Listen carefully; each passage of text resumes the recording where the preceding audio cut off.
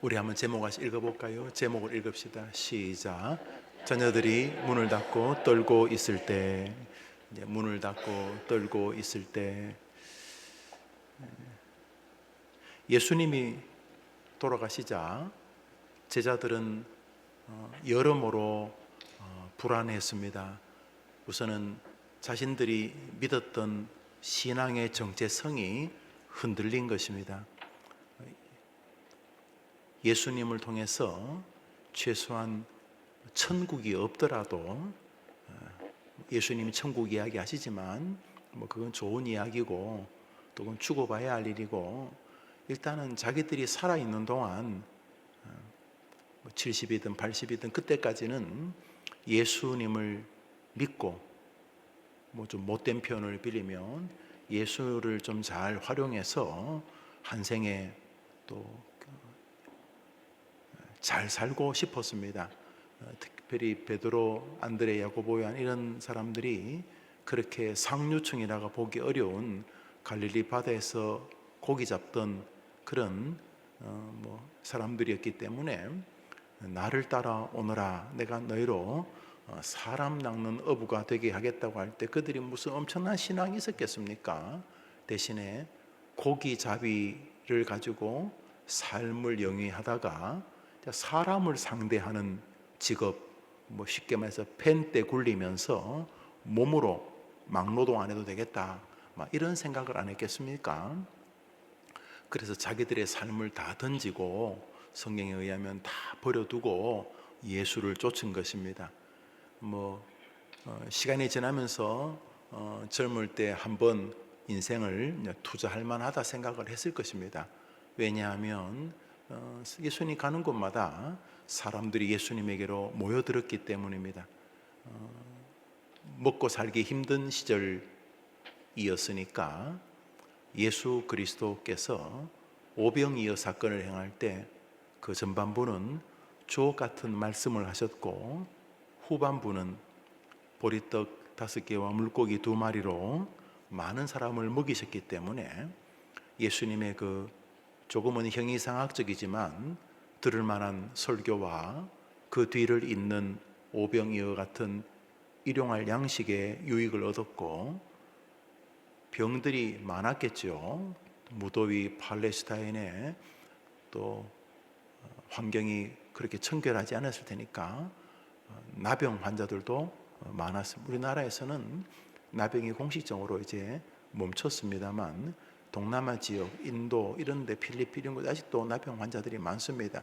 아무래도 위생이 좀 청결치 못한 그런 곳에 나병균이 많이 이렇게 발생을 합니다. 지금은 약들이 많이 좋아졌습니다만 그 시대엔 그런 병들도 많아서 성경에 보면은 그러면 나병, 그 외에도 온갖 병들이 많이 나오지 않습니까? 그렇게 몸들이 아플 때 예수님께 오면 예수님이 치료해 주셨습니다. 그러니까 말 그대로 예수님은 종교적인 의미를 떠나서라도 잘 붙들고 있으면 이 시대에 각광받는 지도자였습니다. 테슬라, 앨런 머스크 같은 사람이 전 세계적으로 동네 애들도 그 이름을 알 만큼 유명해진 것처럼, 예수님은 그 시대에 모든 사람들에게 말 그대로 육체적인 메시아였습니다. 거기다가 또 그도 유다 자손 다윗의 후손이기 때문에 정통 이스라엘 사람이어서 우리나라에 있는 미륵 혹은 정도령 사상 같은 구세주 개념이 섞여져 있어서 그런 하늘의 영적인 건 몰라도 최소한 사람들이 인산인해를 이루었습니다. 얼마나 예수님이 인기가 많았냐 하면, 그 시대의 인구가 지금 인구의 100분의 1도 안 될 것 같은데, 그때 예수님이 가는 곳마다 수만 명씩 따라다녔습니다. 오병이어 사건만 해도 20에서 60살 된 남자들만 5천 명이었다고 하니까 여자도 그쯤 될 거고, 그 나이 전후의 아이들, 어른들, 노인들 따지면 수만 명이 되겠죠. 예수님이 그렇게 많은 사람들을 이렇게 몰고 다녔으니까 제 아들은 하늘이 있는지 없는지는 모르지만 이 땅에서 예수님 통해서 뭔가 큰 일을 이루고 자기들도 한 자리 좀 할 수 있겠다 생각을 했을 것입니다. 당연하겠죠. 근데 죽어버린 것입니다. 하는데 그냥 십자가에 박혀 죽어버린 것입니다. 뭐 가끔 본인이 죽는 것 같은 이야기를 하셨지만 그건 뭐 좋은 이야기라고 들었습니다. 우리가 살다 보면 아이고 내가 죽어야지 우리 집안이 편안하지, 그러면 그 다음날 김용우 목사님 가정을 위해서 돌아가시다 뭐 이런 거 없잖아요. 그냥 죽는다는 말은 그냥 내가 낫게 지내겠다, 아이고 내가 죽어 지내야지, 이런 말인 것처럼 예수님이 죽는다 그러시니까 뭐 그렇게 하시는가 보다 생각하는데 정말 죽어버린 것입니다. 십자가에서 정말 죽은 것입니다. 혹시나 싶어서 베드로가 예수님 고문받는 장소까지 따라갔는데 이렇게 재판 같지 않은 재판을 받고 그냥 십자가 달려 돌아가신 것입니다. 예수님이 죽자 제 아들은 모든 것이 혼란스러웠을 것입니다. 먼저 자기들이 던졌던 지난 3년간의 생애가 후회스러웠을 것이고, 가끔 예수님을 믿었던 자기들의 믿음이 초라했을 것입니다. 내가 무리를 걸을 때 난 진짜 그분이 주님인 줄 알았지. 죽은 자를 살릴 때 나사로야 일어나 죽은 지 나흘 된 그 시체 살릴 때 난 진짜 그분이 메시아인 줄 알았는데, 오병이어 할 때 난 진짜 그분이 내 인생을 걸 만한 분인 줄 알았는데 죽어버려. 이게 뭐야? 이게 뭐예요? 하면서 예수님에 대한 신앙이 다 사라졌을 것이고, 거기다가 또 자기들의 앞길도 기가 막혔을 것입니다. 3년 동안 그래도 물고기 잡았으면 매달 뭐 얼마라도 모아가지고 뭐 청양이라도 넣고 했을 텐데, 예수님 따라다니다 이거 아무것도 아니고 뭐 장돌뱅이도 아니고 이거 완전히 인생이 다 망가진 것입니다. 거기다가 예수를 죽인 사람들이 권력을 가지고 있었습니다. 예수를 먼저 첫 번째로 죽이고 그 다음 타자들은 자기일 것이라는, 그래서 예수만 자기만 죽으면 되지 우리까지 다 이렇게 죽게 됐다고 하면서 이제는 신앙적으로 또 앞길도 그리고 당장 그 신체의 보존도 두려웠을 것입니다. 그래서 모두가 불안해 있었습니다. 그 불안해 있는 제자들에게 주님이 부활하시고 약 40일 동안 이 땅에 계시면서 약 10번 정도 혹은 11번 혹은 9번 약 한 10번으로 보이는데 10번 이 땅에서 자신이 부활하신 것을 보이셨습니다. 그 중에 한 장면이 오늘 본문입니다. 오늘 19절을 읽었는데 몇 구절을 더 연결해서 읽겠습니다. 시작. 이날 곧 안식 후 첫날 저녁 때에 제 아들이 유대인들을 두려워하여 모인 곳에 문들을 닫았더니 예수께서 오사 가운데 서서 이르시되 너에게 평강이 있을지어다. 제 아들이 주를 보고 기뻐하더라. 12제자 중에 하나로서 디도모라 불리는 도마는 예수께서 오실 때에 함께 있지 아니한지라. 제자들이 모인 곳에 예수님이 오셨다, 그런 내용입니다. 본문을 보면 제자들이 유대인들을 두려워하여 모인 곳에 문들을 닫았더니, 문이라는 것이 도둑으로부터 또 외부로부터 나를 이렇게 지키는 최소한의 방어 기제 아닙니까? 문을 닫은 이유를 성경에 써놨죠.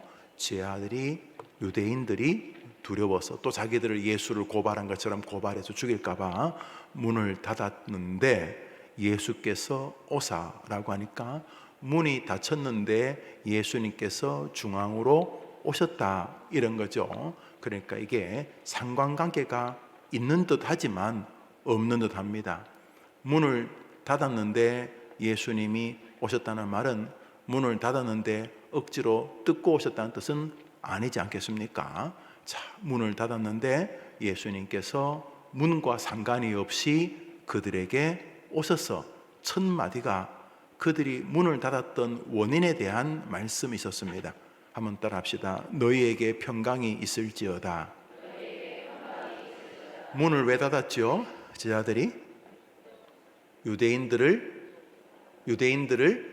두려워하여, 그 유대인들을 두려워하여 문을 닫았는데 예수님께서 닫힌 문을 아무런 문제 없이 통과하셨는지, 여튼간에 예수님께서 문이 닫혔지만 그들의 중앙에 오셔서 첫 마디가 너희에게 평강이 있을지어다 라는 말씀 있었습니다. 그런데 그 자리에 다른 제자는 대부분 다 있었는데 도마, 인도에서 순교한 것으로 알려진 도마는 없었습니다. 도마는 그 자리에 없었는데 며칠 뒤에 도마가 제 아들과 함께 모였을 때에 주님이 부활하셨다라고 도마에게 다른 제자들이 말을 하자 도마가 그것을 믿지 않았다고 그 뒷구절은 이야기합니다. 우리 읽어봅시다. 시작. 12 제자 중에 하나로서 디두모라 불리우는 도마는 예수께서 오셨을 때 함께 있지 아니한지라. 다른 제자들이 그에게 이르되 우리가 주를 보았노라 하니 도마가 이르되 내가 그의 손에 못자국을 보며 내 손가락을 그 못자국에 넣으며 내 손을 그 옆구리에 넣어보지 않고는 믿지 아니하겠노라 하니라. 이 도마는 우리 주변에서 흔히 보는 합리주의자입니다. 아이, 대도 않는 소리 하지 마세요. 아니, 뭐 스톱해놓고 믿는다고 되겠어요. 보여주세요. 증명하세요. 진짜예요. 이 사람은 실증주의자입니다. 뭐 그리 욕할 건 아니죠. 우리 안에도 그런 게 있으니까. 우리 주변에 많은 아주 흔한 합리주의자입니다. 뭐 상식주의자라 불러도 되겠습니다. 뭐 현실주의자라 이렇게 불러도 되고요. 또 이성주의자라 불러도 되겠습니다. 뭐 특별한 사람 아닙니다. 형님들 이해됩니다. 예수님 보고 싶으시죠? 이해되지만 죽었습니다. 아니, 부활했다니까. 여기 오셨다고. 어떻게 어느 문으로 들어왔어요? 아니, 내가 나갈 때 문 닫았잖아요. 내가 들어올 때까지 문 안 열었잖아요. 어떻게 오셨어요? 모르지. 모르는데 주님이 우리가 문을 닫았는데 우중간에 오셨다니까. 우리 다 들었지. 도마가 아이고 형님들 됐습니다. 뭐 그래요. 뭐 헛거볼 수도 있죠. 이렇게 하고 도마가 믿지 않았다고 성경이 말합니다. 그리고 한 일주일쯤 지났습니다. 8일째 아침 제 아들이 그날 또 식사하러 모여 있는데 주님께서 다시 찾아오셨다고 성경은 말합니다. 26절부터 읽읍시다. 시작.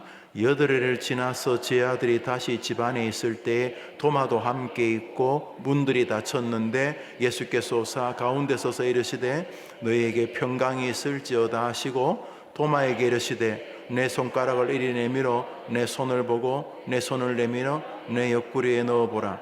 그리하여 믿은 자가 되지 말고 믿는 자가 되라. 이렇게 말하였습니다.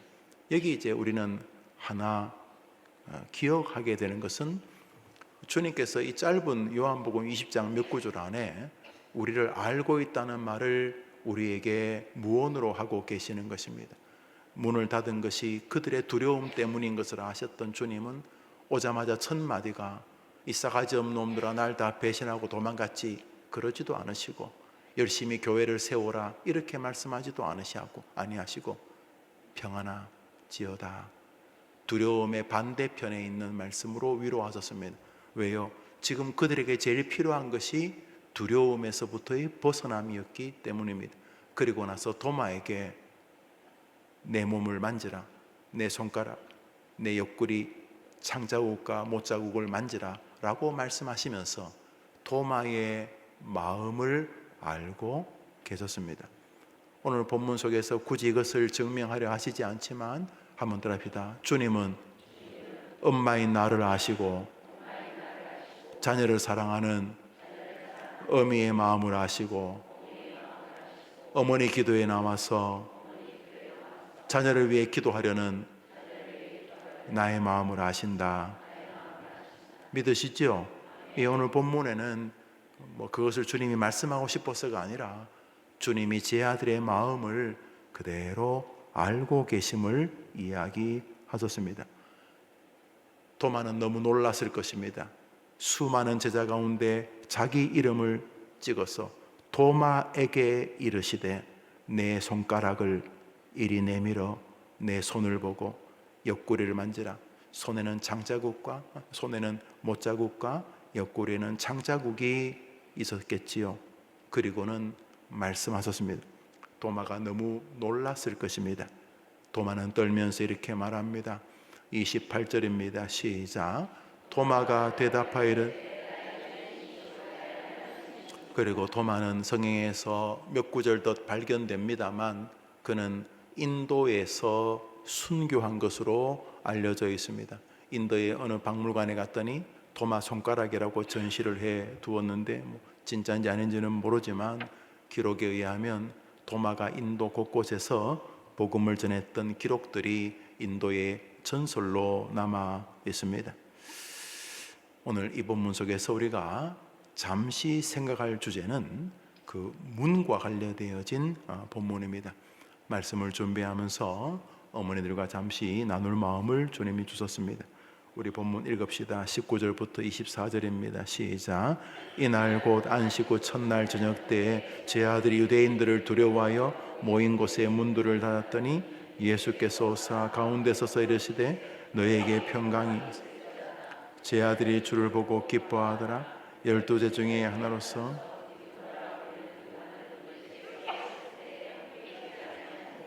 이 본문에서 별로 중요하지 않는 것은 문이 닫혔고 이런 내용입니다.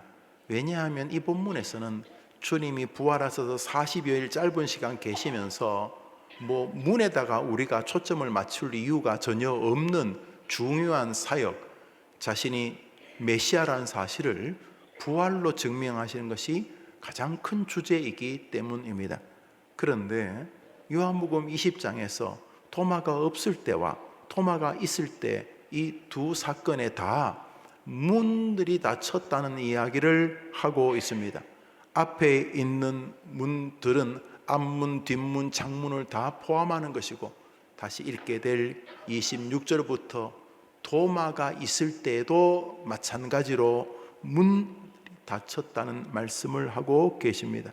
자, 우리 전반부의 저 문들이 닫혔다는 말과 후반부의 문들이 닫힌 이야기를 한 번 더 읽겠습니다. 26절부터입니다. 26절부터 시작. 8해를 지나 제 아들이 다시 집안에 있을 때 도마도 함께 있고 문들이 닫혔는데 예수께서 오사 가운데 서서 이르시되 너희에게 평강이 있을지어다 하시고 도마에게 이르시되 너 손가락을 이리 내밀어 내 손을 내밀어 내 옆구리에 넣어 그리하여 믿음 없는 자가 되리 믿는 자가. 여러분, 제자들이 문을 닫은 이유는 무슨 전반부에서 두려워서 혹은 불안해서라고 기록을 합니다. 예수 믿는다는 것이 예수님의 죽음 이후로 아니 전후에 핍박의 원인이었기 때문입니다. 그러기에 그들은 모였을 때 자기들이 마치 모이지 않은 것처럼 혹은 그 안에 없는 것처럼 혹은 누가 쳐들어왔을 때 도망갈 시간을 벌려고 모일 때마다 문을 철저하게 걸어 잠궜다는 것을 볼 수가 있습니다. 그런데 말씀드렸듯이 주님의 전능함에 비하면 문이 닫히고 열리고는 중요하지도 않을 뿐더러 오늘 본문의 모든 주제는 예수의 부활에 관한 것이기 때문입니다. 그러므로 제자들이 모였을 때 닫혔다는 말은 그렇게 중요한 일이 아닌 듯 합니다. 예수님께서 최후의 만찬을 하실 때 문이 닫혔는지 열렸는지 성경이 기록합니까? 기록하지 않죠. 최후의 만찬이라고 하는 성찬식의 시작인데 문이 닫혔는지 문이 열렸는지 성경이 말하지 않지 않습니까? 마리아가 예수님 뒤로 와서 향유를 부어드릴 때 이 여인이 한 행위는 주님이 다시 이 땅에 오는 세상의 마지막 심판날까지 나의 장사를 준비하여 향유를 내 머리에 붓고 그 머리털로 내 발을 씻은 이 여인의 헌신은 기억될 것이라고 말씀하셨는데 그 사건에 그 집의 문이 열렸는지 닫혔는지 여러분 기억나십니까? 성경은 문이 닫히고 문이 열린 이야기를 중요한 사건 앞에서 그렇게 의미 있게 대하지 않습니다. 그렇다면 같은 본문 속에서 거의 흡사한 내용의 문들이 닫혔다는 말을 하고 주님께서 닫힌 문과 상관없이 나타나셨다고 하는 이유가 어디에 있습니까? 그것은 평강에 관한 것과 상관이 있습니다. 부활하신 주님은 제 아들에게 자신의 부활을 통해서 그들의 모든 염려와 근심에서 평강으로 다시 출발하기를 바라셨던 것입니다. 예수를 믿으면서 과도하게 절망하거나 근거 없는 불안으로 사는 것은 영적으로 예민한 것이 아니라 둔감한 것입니다.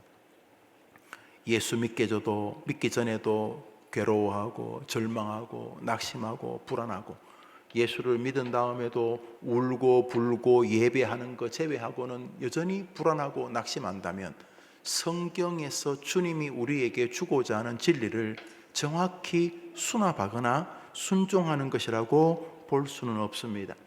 제 아들이 문을 닫은 이유는 불안해서였습니다.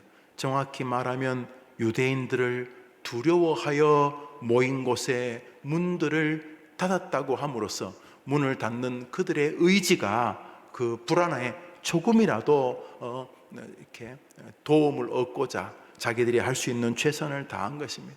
그들의 불안함을 그들 스스로 막을 수 있는 최소한의 안전장치가 문을 닫는 것이었습니다. 그렇지만 그렇게 노력한다고 인생의 불안이 사라지는가 하는 것입니다. 문을 닫으면 인생의 불안이 사라질까요? 아이가 좀 더 나은 대학을 가면 인생의 불안을 부모와 자녀가 사라졌다고 말할 수 있을까요? 지금보다 조금 더 나은 주거 환경에 살면 인생의 본질적인 불안은 사라질까요? 우리가 하는 거의 모든 일들은 문 닫기입니다. 열심히 공부하는 것도 그것이 내 문이 되어서 험한 풍파에서 나를 좀 지켜주지 않을까? 문이라는 게 뭡니까? 도둑으로부터, 외부로부터 나를 지키는 거 아닙니까? 그래서 그들은 두려워서 문을 닫았습니다. 문 닫는 것을 욕할 수는 없습니다. 공부하는 걸 욕할 수도 없고 돈 버는 것도 욕할 수가 없습니다. 나름대로 자기 나름대로 이 문을 닫는 노력들이 그렇게 나쁘지 않습니다. 문제는 그들이 문을 닫아도 그들에게는 불안함이 있었던 것입니다. 그들이 막 평강으로 가슴이 벅찬데 주님이 또 평강하라고 말할 리가 없지 않습니까? 그들이 문을 닫았지만 아무리 문을 닫아도 그들의 마음 안에는 불안이 가득하고 있었던 것입니다. 그러니까 그들을 읽으셨던 주님은 첫 번째로 너희에게 평강이 있을지어다라고 선언하셨던 것입니다. 한번 따라 합시다. 인생의 불안은 예수를 만나야지만 해결된다. 그게 여러분 자녀들에게 여러분들이 해줘야 될 일입니다. 인생에는 고난이 계속 존재합니다. 아담, 하와, 아브라함, 이삭, 야곱, 다윗, 길선주, 주기철, 홍선기, 김영우, 아무리 봐도 인생의 고난은 계속 진행형입니다. 인생의 불안을 메우려고 문을 닫으면 행복해지고 두려움이 사라질까요? 인생의 불안을 막으려고 학원을 보내고 학원을 다니고 그러면 인생의 불안이 해결될까요? 그것들이 어느 정도 문들이 될까요? 무엇이 우리 아이들 이 아침에 나와 사랑으로 기도하고 하나님이 도와주시기를 바라는 내 사랑하는 아이들에게 평강이 될까요? 여러분이 기도하는 모든 내용이 결국 주님의 메시지 아닙니까? 뭡니까? 한번 더 합시다. 평강이 있을지어다. 여러분 지금 기도하는 내용이 전부 그거 아닙니까? 평강이란 말이 샬롬, 신약에는 에이레네 같은 말인데 열심히 여러분들이 지금 기도하는 내용도 결론은 여러분 자녀의 평강을 위해서 아닙니까? 아닙니까? 평강. 그냥 아무런 숨만 쉬지 않고 이런 뜻이야. 숨만 쉬고 사는 게 아니지 않습니까? 초등학교 때도 아이가 평강, 공부와의 평강이 학업이라고 부르죠. 건강과의 평강을 질병과의 평강을 건강이라고 부르죠. 더 이상 질병이 나를 괴롭히지 않으니까. 재정적인 돈과의 평강을 건전한 경제생활이라고 부르죠. 또 사람과의 평강을 좋은 인간관계라고 부르지 않습니까? 또 부부 사이의 평강을 행복한 가정이라고 부르죠. 또 자기가 하는 일과의 평강을 아름다운 자아 성취 이렇게 부르지 않습니까? 결국 여러분들이 기도하는 모든 내용은 예수님이 하신 말씀입니다. 하나님, 우리 아이들에게 평강을 주시옵소서. 주님이 제자들에게 하신 바로 그것입니다. 제 아들은 자신들의 불안을 메울 수 있는 거의 유일한 수단이 문을 닫는 것이었습니다. 그냥 문 닫았다고 그 안에서 평강이 생기는 것은 아니지 않습니까? 평강이 사라진 인물이 있었습니다. 예수님의 수제라고 불렸던 베드로인데 양심의 가책이 있었는지 혹시 예수님께서 얻어터지다가 또 뒤집기를 하시지 않나 혹시 일말의 기대를 가지고 예수님이 로마 군대에 잡혀서 고난당하고 고문당하는 걸 먼발치 지켜보다가 한 여자애가 불을 같이 쬐고 있다가 아저씨도 저 예수하고 한편이지요 그랬을 때 베드로에게 밀려오는 것은 평강이 아니었습니다. 섬찟한 두려움이었습니다. 그래서 그 여자아이 12살밖에 안 된 여자아이의 말에 강력하게 반대. 난 예수를 모른다. 맞잖아요. 나는 모른다. 맞잖아. 그랬더니 마지막으로는 예수를 저주하면서 나는 저 사람 모른다. 그때 닭이 울지 않았습니까? 왜 그랬습니까? 왜 여자아이, 왜 동네 사람들이 당신도 예수하고 한편이자고 할 때 왜 베드로가 그렇게 버들버들 떨며 부인했습니까? 위협, 불안함이 몰려왔기 때문입니다. 얼마나 좋은 학벌을 가진 사람이 갑자기 신문지상에서 스스로 목숨을 끊었다 이런 이야기를 보시지 않습니까? 평강은 우리 어머니들이 아이들에게 주어야 될 어쩌면 가장 중요한 선물이고 기도 제목일 것입니다. 여러분이 기도하는 모든 제목이 다 소중합니다. 다리 부러진 아이 빨리 낫게, 학교 가기 싫은 아이 학교 잘 가게, 좋은 친구 잘 사귀게, 선생님하고 관계가 안 좋은 아이가 또 좋은 선생님과 관계 회복될 수 있도록, 또는 뭐 아이를 잘 키울 수 있도록 우리 부부에게 뭐 지혜를 주시고 뭐 건강도 주시고 또 뭐 직업도 주시고 경제적인 것도 주시고 뭐 다 이게 좋은 거죠. 근데 그 모든 기도의 끝이 뭡니까? 그래서 뭐 하자는 겁니까? 한번 더 합시다. 주님, 우리 아이에게 하나님의 평강을 주옵소서. 동의하시죠? 예, 그랬습니다. 그런데 그 겁쟁이 베드로에게 평강이 밀려오는 사건이 있습니다. 베드로가 부활하신 주님을 만나고 완전히 다른 사람이 되었습니다. 그리고 복음을 전합니다. 뭐 핍박을 많이 받았습니다. 그날도 복음을 전하다가 로마 관리와 유대 종교 지도자들이 이 베드로와 요한을 잡아서 협박합니다. 왜냐하면 자꾸 예수의 소문이 퍼지기 때문에. 지금 북한이 그렇습니다. 지금 북한에서 종교, 특별히 기독교에 대한 방송을 굉장히 계속 틀고 있습니다. 왜냐하면 뭐 미제의 앞잡이 이 기독교인들에게 포섭이 되는 미친년들이 뭐 진짜 그게 방송 이제 아마 이번 8월 마지막 주에 나올 거예요. 미친년들이 나와요. 그 방송에 나와요. 북한 방송에 나와요. 미친 이 기독교에 뭐 하여튼 막 섬찟다. 왜 그러냐면 지금 북한에서 지하에서 기독교가 꿈틀거리고 있기 때문에. 그래서 막 그렇게 쌍욕을 하고 뭔가 저주를 다 퍼붓고 있는데 여튼간에 그렇게 핍박을 받고 있을 때에 잡혔어요. 베드로 요한이 얼마 전에 잡혔잖아요. 잡힌 건 아니지만 여자아이가 아저씨도 예수하고 한편이죠. 아니 한편이잖아요. 예수에게 쌍욕을 난 저런 자식 몰라 막 이렇게 하려던 베드로가 버들버들 떠든 뭐 평강이 없는 거 아닙니까? 근데 잡혔어요. 잡혔는데 이제 협박합니다. 너 예수에게 한 번 더 하면 죽인다 이렇게. 사도행전 4장입니다. 시작. 그들을 불러 말하지도 말고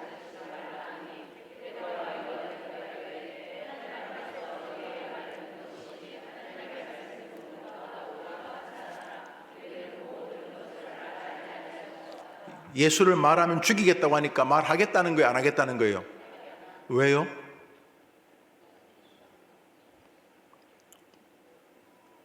왜요? 죽음에 대해서 평강이 몰려온 거예요.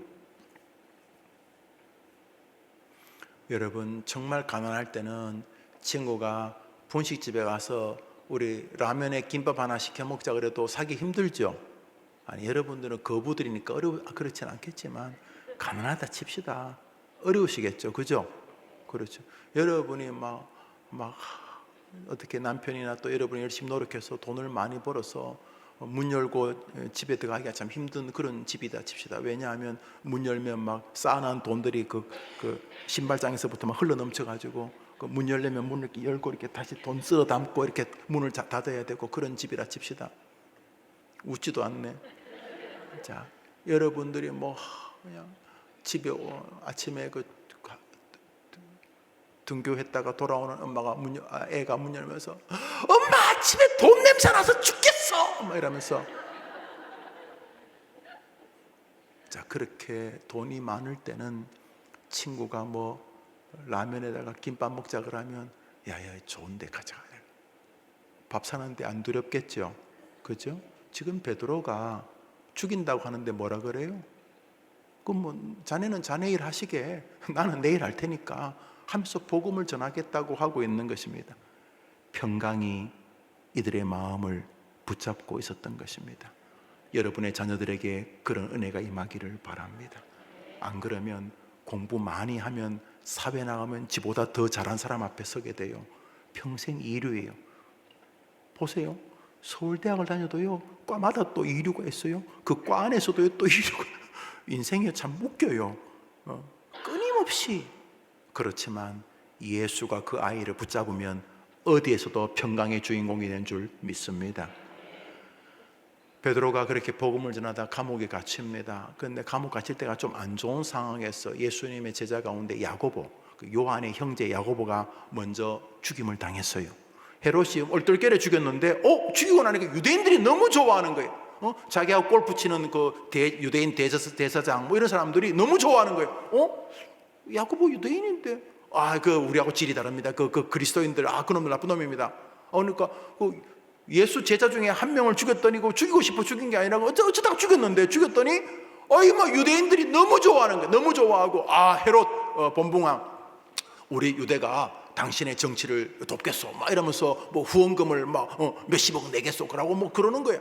그러니까 이 헤롯이 이거 정치하기 쉽네. 이게 뭐 한 주일에 한 명씩만 죽이면 되겠네. 한 1년에 52주니까 1년에 한 50명만 죽이면 이거 뭐 정치가 쉽겠네. 뭐 기독교인도 뭐 3,000명씩 5,000명씩 늘어난다는데 그거 뭐 하나씩 죽이면 되겠다 싶어서 두 번째로 붙잡은 게 베드로입니다. 왜냐하면 이거 죽이고 나면 또 유대인들이 자기를 좋아할 테니까. 사도행전 12장 읽읍시다. 시작. 그때 헤롯 왕이 요한의 형제 야고보를 칼로 죽이니 유대인들이 이 일을 기뻐하는 것을 보고 베드로도 잡음에 옥에 가두어 군인 네표에 맡겨 지키고 6월절 후에 백성 앞에 끌어내고자 하더라. 이에 베드로는 옥에 갇혔고 헤롯이 잡아내려고 하는 그 전날 밤에 베드로가 두 군인 틈에서 두 쇠사슬에 매어 누워 자는데 호련히 주의 사자가 나타나며 옥중의 광채가 빛나며 또 베드로의 옆구리를 쳐 깨워 이르되 급히 일어나라. 천사가 또 이르되 겉옷을 입고 따라오라 하는데 베드로가 나와서 따라갈새 새 천사가 하는 것이 생시인 줄 알지 못하고 환상을 보는가 하느냐. 자, 이제 보면 저 본문 가만히 보세요. 헤롯이 야고보를 죽였더니 베드로 안드레 야고보한 그 야고보를 죽였더니 사람들이 너무 기뻐하는 거예요. 이거 요즘 정치도 안 되는데 이거 좋다 야. 여도 많으니까 하나씩 이번 주 쟤 죽이고 이렇게 하나씩 죽이면 이거 뭐 목회란다. 왕하기 좋겠구나 이 생각을 한 거예요. 그래서 두 번째 이름 좀 있는 베드로를 잡은 거예요. 베드로를 잡아서 혹시 또 이름 모르니까 밤에 군인들 4명을 도대체 어떻게 있었는지 4명이 막 베드로 두 발 붙잡고 그렇게 같이 이제 사슬에 묶여가지고 왜냐하면 내일 죽일 거니까. 자, 그러면 이제 여러분 내일이 이제 목 베어 죽는다면 여러분 그 밤에 어떤 생각이 들까요? 여러분 그 밤에 여러분 뭐 할 것 같아요? 뭐 하긴 뭐해. 밤이면 자야지. 잡니다. 베드로가 오늘 본문에. 이에 베드로는 옥에 갇혔는데 베드로가 두 군인 틈에서 두 쇠사슬에 매여 한번 따라합시다. 베드로가 두 군인 틈에서 두 쇠사슬에 매여 뭐합니까? 여러분 잠이 옵니까? 제가요 이렇게 여행을 가면 다른 거는 뭐 저는 밥을 안 줘도 되고 뭐 그냥 그런데 잠은 제발 좀 혼자 좀 자게 해달라고. 다른 목사님 코 골면 내가 뭔 죄가 있습니까? 또 뭐 제가 잠은 혼자 자게 해달라. 학고방도 괜찮고 뭐 바퀴벌레가 돌아다니고 뭐 위에 천장에 막 도마뱀이 돌아다니도 괜찮으니까 잠은 혼자 자게 해달라고 합니다. 여러분도 밤에 막 이렇게 남편이 막 뭐 이렇게 이 말 조심해야 돼. 지금 조심해야 돼. 여튼간에 지금 굉장히 잠자리가 불편하다고 성경이 말해요. 베드로가 두 군인 틈에서, 야, 여러분 군인들 냄새 아십니까? 군인 냄새? 혹시 총각, 이 자기 아들인 총각 방에 들어가면 외계인 냄새 나죠? 군인 틈 사이에 그것도 쇠사슬에 매여 이게 잘 분위기가 아니 그건 뭐 그렇다 치더라도 내일 죽는 날이가 내일 날 받아놨어. 내일 이제 목을 뭐 썰어서 죽는다가 내일 죽을 사람이 이에 누워 자는데 잡니다. 한번 더 합시다. 주님이 사랑하시는 자에게 성경에 나오죠. 뭐 주신다고요? 잠을 주신다. 사람이 마음이 평안해야 잠이 옵니다. 마음이 평안해야. 베드로가 도대체 얼마 전까지만 해도 어린 여자애가 아저씨도 예수하고 한편이지 그러면 버들버들 떠든 인간이 어째 이래 된 거예요? 어떻게 된 거예요? 근데 더 웃긴 건요, 나 이 본문에서 제일 중요한 건 그 천사예요. 천사가 나타났어요. 천사가 나타났는데 베드로가, 천사가 이렇게 했죠. 베드로야 일어나거라 그랬겠죠. 천사도 체면이 있는데 천사도 가오가 있잖아요. 가오가.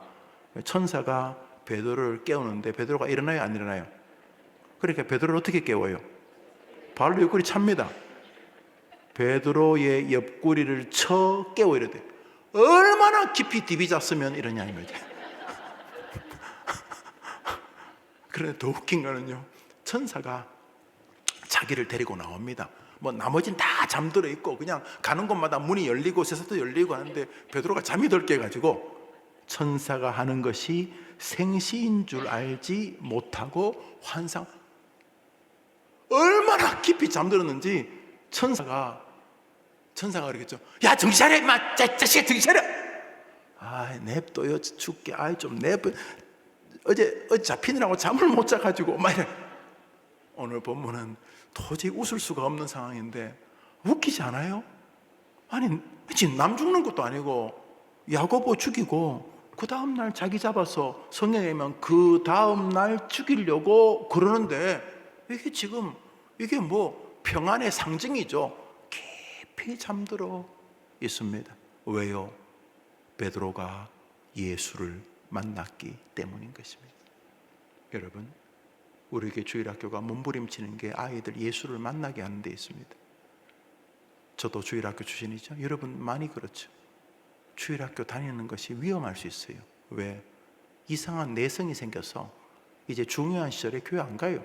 뭐라 그러면 다 해봤다 그래. 내가 중학교 때도 해봤고 초등학교도 해봤고, 야 진짜 고등학교 때 있잖아요, 내가 진짜 교회 가기 싫은데 꼰대 때문에. 여기서 꼰대는 갈로 열고 부모 갈로 닫고 그리고 하는 말이 다 해봤다는 거예요. 그래서 어릴 때 제대로 예수를 못 만나면 이게 너무 위험한 거예요. 그러니까 어릴 때 담임 목사, 교사, 부모가 온 힘을 다해. 부모는 집에서 뭐 목사 역이나 하고, 그럼 이제 같이 동반 몰락하는 거죠. 또 교회는 애들 별 관심 없고 애들 헌금 내봐야 뭐 500원, 1000원 낼 텐데 그거 되겠어요? 어른들 헌금 많이 낸 사람 초점 맞춰야지 이러면서 교회는 또 어른들의 관심 가지고, 교사는 뭐 그냥 믿음도 없는데 부모가 교회 나가라는 핑계로 야 너 교사라도 해라 그래 교회 나가지 이래서 교사하니까 이게 애가 살겠습니까? 애가 살면 비정상이지. 그런데 반대로 그 목사와 부모와 교사가 이 아이가 예수님을 만나도록 힘을 쓴다면 역사가 일어날 줄 믿으면 아멘 해보십시오. 그래서 평강이 몰려오게 되었습니다. 부활하신 예수님을 만나기 전까지 문을 끌어 잠근다고 평안이 생기는 게 아닙니다. 하기로 자기를 두른다고 평강이 생기는 것도 아니고, 남편이 어떻고 부인의 외모가 어떻고 그래서 평강이 생기는 게 아닙니다. 아이가 남들이 부러워하고 내밀면 자랑스럽게 내밀 수 있는 명함을 가지고 다니는 직업을 가진다고 해서 평강이 오는 게 아닙니다. 성경에 의하면 명백합니다. 예수님이 자신 앞에 나타나셔야 되는 것입니다. 그것이 인생을 바꾸었고, 그래서 마태, 마가, 누가, 요한복음에 나오는 제자들과 사도행전에 나오는 제자들은 다른 제자가 되는 것입니다. 부활하신 주님, 그 살아계신 주님, 지금도 역사하시는 주님, 그 예수님을 만났을 때 비로소 사람은 평강의 사람이 되는 것입니다. 인생은 어렵습니다. 넘어지고 엎으면 상처가 나고, 상처가 나면 아픕니다. 아파도 괜찮습니다. 예수님이 계시기 때문에 잠시 아파도 그 사람 다시 일어나게 될 줄 믿습니다. 자녀에게 알게 해야 될 것은 CCC 고 김중곤 목사님이 멋진 캐치프레이즈를 걸었죠. 이 민족에 피 묻은 그리스도의 계절이 오게 하자. 그렇죠. 살아계신 예수님, 나를 위해 죽어서 피 흘리시지만 나를 위해 살아계신, 지금도 역사하시는 우리 아이들의 예수님을 아이들이 만나는 것입니다. 그 전까지 인생의 평강은 계속 요원하게 되는 것입니다. 오늘도 인간의 생사화복을 주장하시는 우리 주님이 이곳에 우리와 함께 계시는 줄 믿습니다. 여러분, 어머님들의 생애가 우여곡절이 계셨고 앞으로도 조금 더 우여곡절이 있으실 것입니다. 괜찮습니다. 주님만 붙잡으면 주님께서 여러분에게 평강을 주실 것이기 때문입니다. 사도 바울이 이렇게 보내는 편지의 서두를 시작합니다. 거의 흡사합니다. 에베소서 1장입니다. 시작. 하나님의 뜻으로 말미암아 그리스도 예수의 사도된 바울은 에베소에 있는 성도들과 그리스도 예수 안에 있는 신실한 자들에게 편지하노니 하나님 우리 아버지와 주 예수 그리스도로부터. 하나님, 평강의 출처는 우리가 아닙니다. 노란 것이 읽어볼까요? 시작.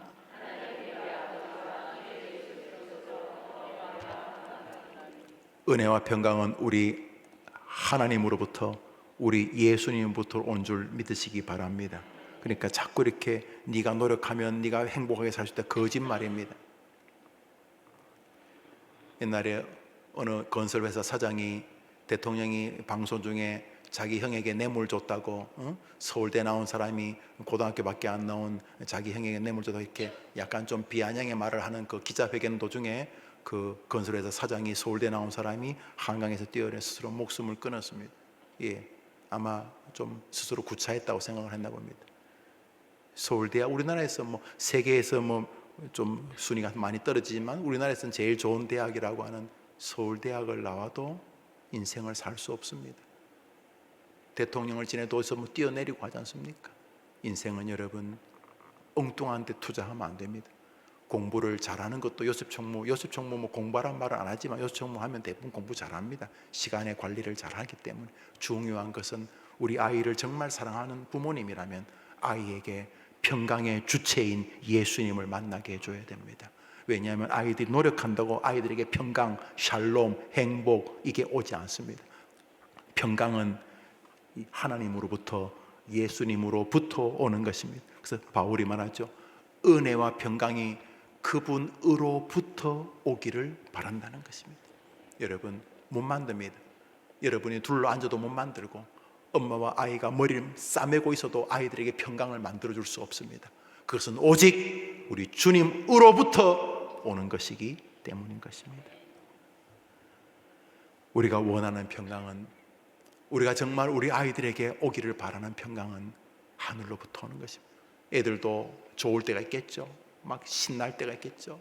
엄마 아빠에게 막 자랑스럽게 자기를 자랑할 때가 있겠죠.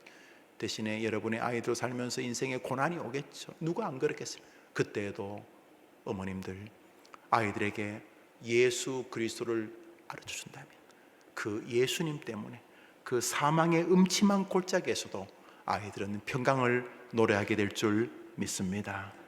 주님께서 닫힌 문을 가지고 그나마 자기들의 불안을 커버하려고 했던 사람들에게 나타나셔서 그 문과 아무 상관이 없이 평강이 있을지어다라고 자신이 평강의 주임을 말씀하시고 그 주님을 자신의 구주로 믿고 나서야 비로소 제자들은 죽음 앞에서도 평강의 주인공이 되었던 것입니다. 우리 아이들이 살면서 죽음 같은 일들을 만날 것입니다. 부모들 입장에서는 별것 아니지만 지 딴에는 죽을 같은 일들일 것입니다. 그때 그 아이들이 사는 길이 있습니다. 부모님의 기도로 어릴 때부터 그 교회에서 자신의 살아계신 예수님을 만나는 것입니다. 지금도 죽어 3일 만에 다시 부활하여 지금도 존재하고 계신 부활의 주님을 만나는 것입니다. 그 부활의 주님을 붙잡고 믿음의 길을 걸어가는 우리 아이들과 그 아이들을 이끄는 부모님들이 되기를 주님의 이름으로 축복합니다. 우리 기도 제목 4가지를 같이 읽고 우리 기도 제목을 중심으로 우리 목사님과 같이 기도하겠습니다. 우리 기도 제목 첫 번째입니다. 1.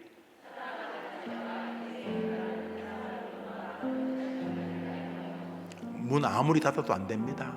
문 아무리 닫아도 안 되고 별의별 것 가지고 아무리 자기가 방패막이를 하고 포장을 하고 레테를 붙이고 뭐 무슨 대학 어떻고 뭐 어떻고 아무리 해도 안 돼. 여성들 예쁜 거 중요하지만 그 미모가 영원히 그를 보호하지 못합니다.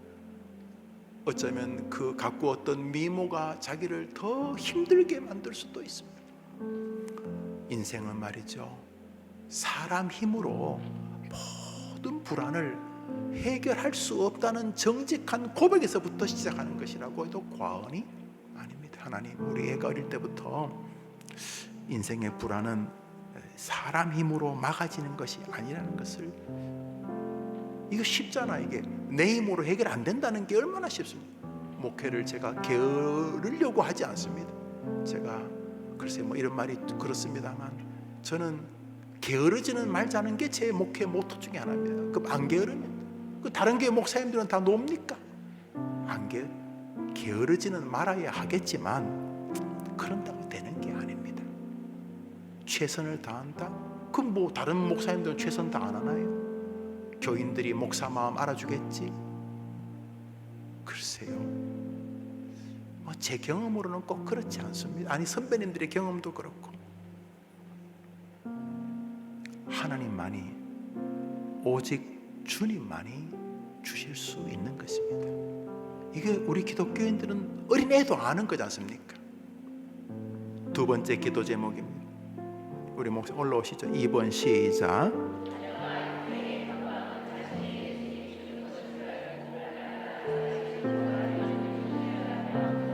이렇게 뭐가 문제가 없으면 재수가 없다느니, 뭐 부모를 잘못 만나느니, 나는 태어날 때부터 돌대가리였느니, 생긴 게 이렇게 생기기 때문에 집안이 가난하고, 이런 소리 하지 말고 인생의 평강이 오는 것은 오직 예수님과의 관계에서 오는 것이다. 그리고 그분만이 이것을 주실 수 있다.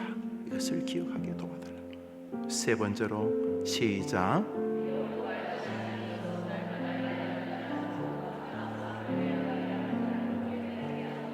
성경에 보면 베드로가 어느 날 순간 또 위선을 떠는 장면이 나옵니다. 유대인들이 오니까 이방인들하고 밥 먹다가 밥 안 먹은 척하고 도망가 가는데 바울이 그것을 꾸중하는 장면입니다. 누구나 다 넘어지고 엎어집니다. 예수님 제외하고는 선줄로 생각하면 넘어집니다. 누구도 예외가 없습니다. 우리나라의 많은 교회, 유수한 교회 목사님들이 왜 무너집니까? 교회가 좀 작다가 덩치가 커지니까 자기도 커진 줄 알기 때문에 그렇습니다.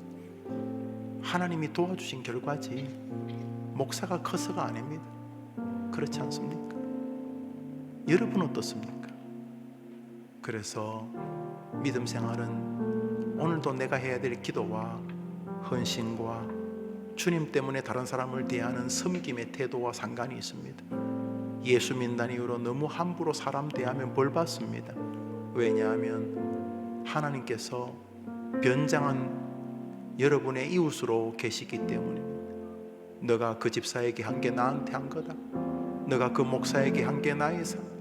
네가 그 장로에게 한 게 나에게, 너가 그 과부에게 한 것이 나에게 한 것이다. 주님께서 직접 말씀하셨기 때문입니다. 그리고 여러분 자녀를 위해서 같이 기도하려고 합니다. 오늘 첫 번째 기도 제목으로 먼저 기도합시다.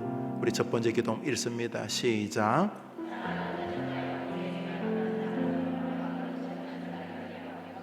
그러면 애가 어떻게 하겠어요? 당연히 예수님께 손을 벌리겠죠. 먼저 엄마가 그것을 보여줘야 됩니다.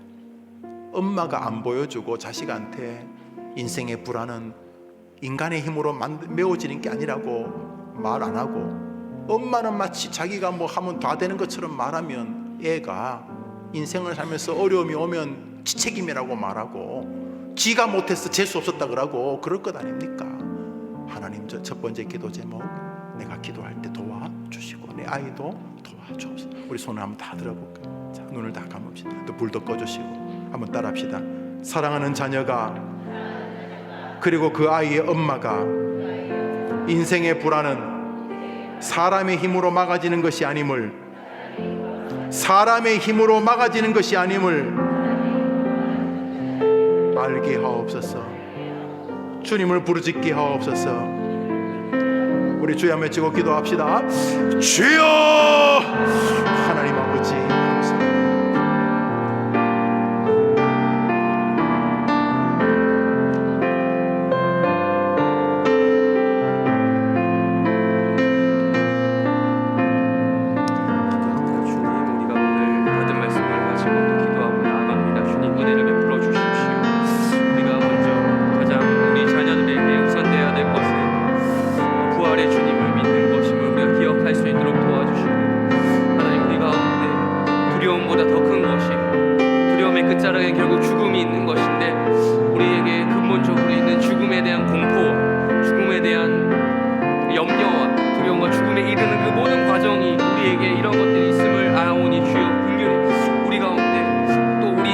그런 것들이 있는 것이 아니라 우리 자녀들에게 이러한 모습이 있음을 고백합니다. 주님 불쌍히 여겨주시옵소서.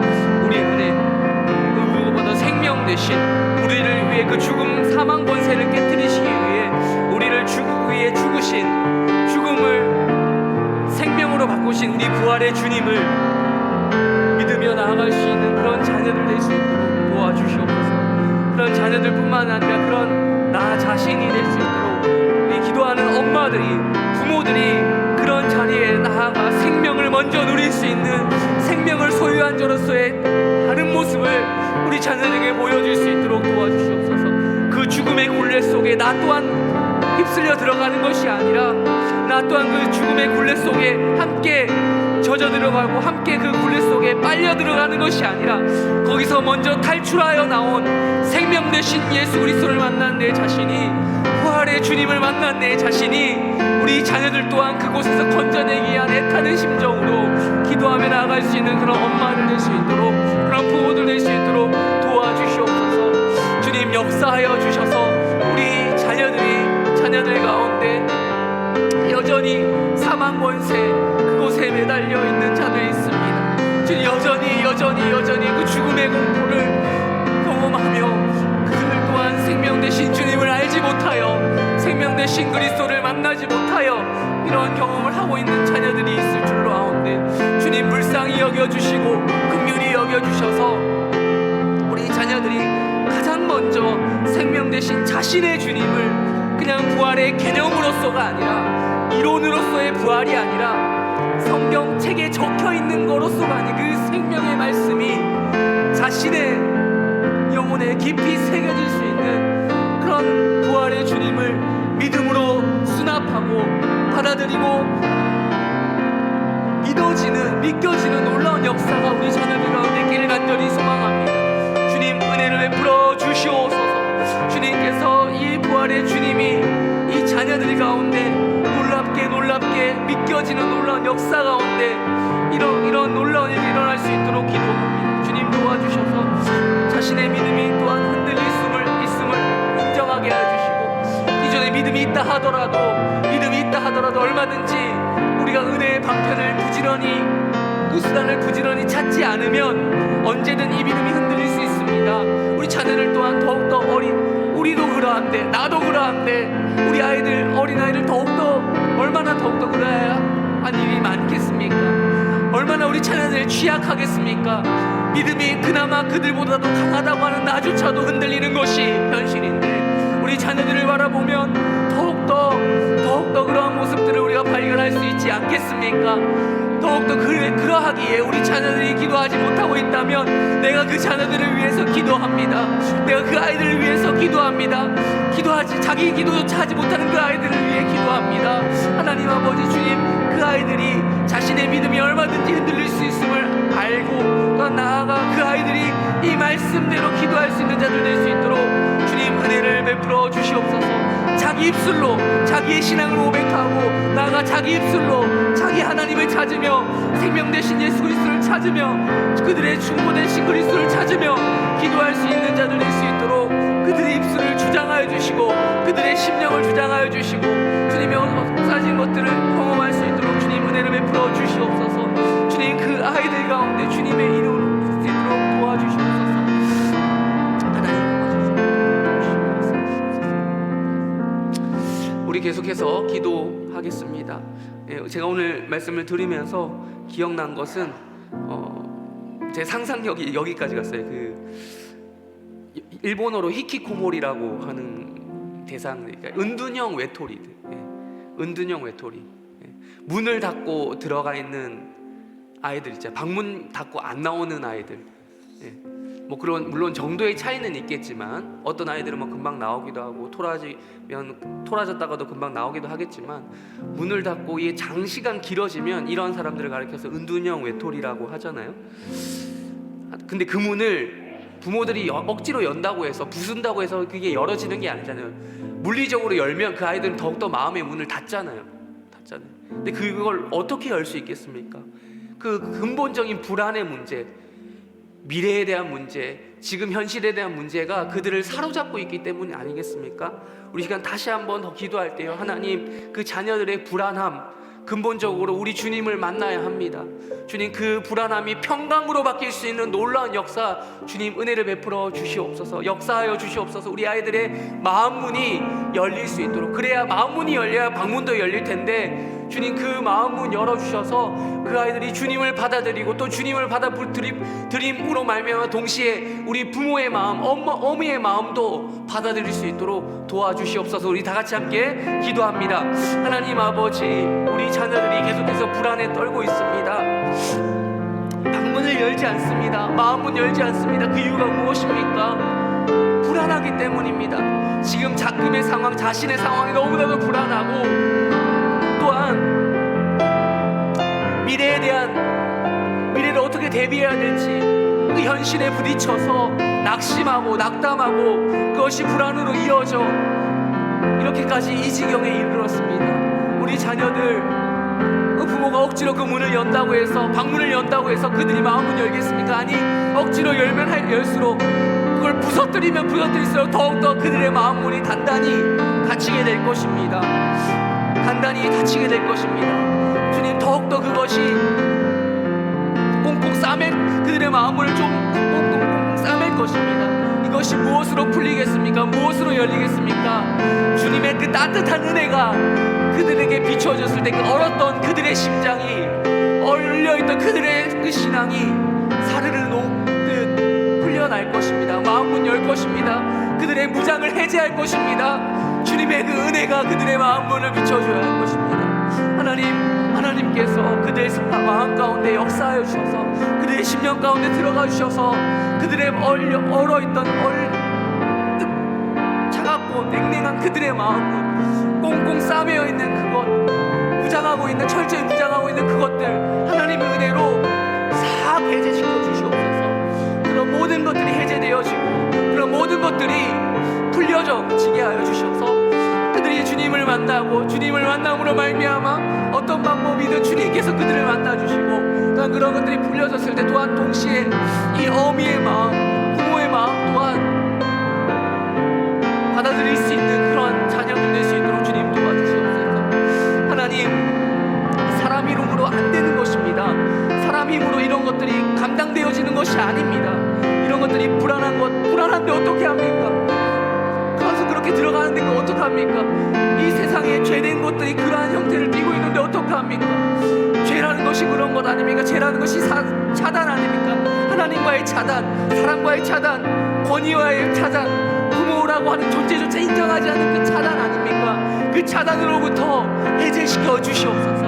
하나님, 전적으로 권능으로 더 강한 힘으로 우리 주님께서 그들의 힘보다 더 강하신 주님의 힘으로 그들의 마음문 열어주셔서 그들의 마음 가운데 평안으로 찾아주셔서 더 큰 평강이 주님 안에 있음을 알고 그들이 추구하는 가진 평강의 방법들 다 임시방편이고 다 일시적인 것뿐이며 다 짝퉁임을 알게 하여주셔서 진짜 평강, 찐 평강을 그들의 마음 가운데 찾게 하여 주시옵소서. 주님, 붙잡아 주셔서 정말 백문해도 일답 하나밖에 없다, 예수 그리스도밖에 없다는 사실을 우리 어머니들 뿐만 아니라, 이것을 희망을 걸고 기도하는 지금의 어머니들 뿐만 아니라 이 자녀들에게까지 기도의 능력이, 기도의 효력이 발생할 수 있도록 주님 은혜를 베풀어 주시옵소서. 예수만이 답이다, 예수 그리스도만이 생명이다, 진짜다 라고 하는 이 인생의 모든 문제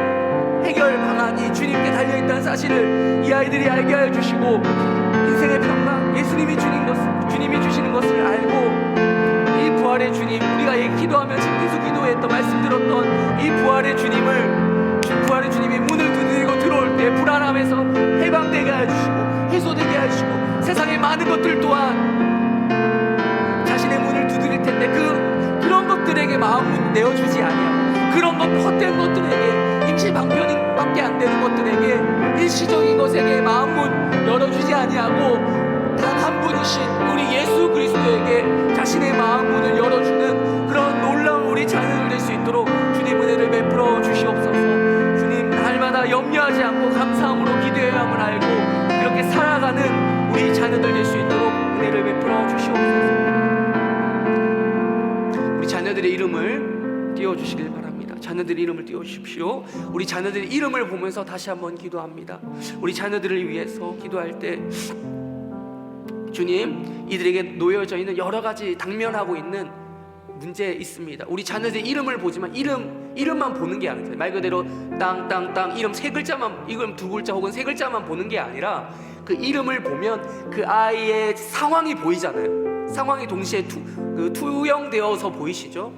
그걸 놓고 기도합시다. 우리 아이들에게 지금 당면에 있는 여러 가지 문제 있습니다. 현실적으로 해결되지 않는 이런 문제도 있습니다. 주님, 이런 제목들 하나하나, 아니 자기 자신도 모르는 제목을 우리 어머니들 더 잘 알잖아요. 기도 제목을 다 같이 기도할 때, 하나님, 우리 자녀들의 이러한 문제들이 있습니다. 주님, 이러한 것들이 기도가 필요합니다. 자기도 알지 못하는 기도 제목이 있습니다.